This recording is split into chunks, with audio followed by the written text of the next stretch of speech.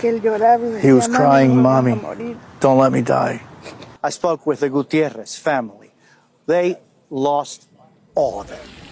They actually shot this video from their cell phones as they walked out the door of their house. When they felt the foundation starting to move, the walls started coming down.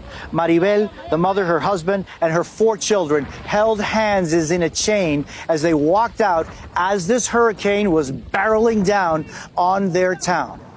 Señora, lo más difícil es esto, ¿no? Sí. Yes.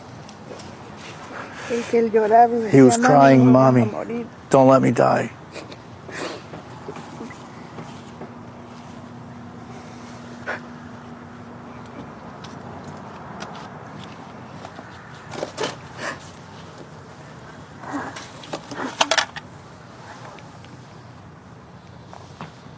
Demasiado nos protegió Dios. God protected us. God protected us.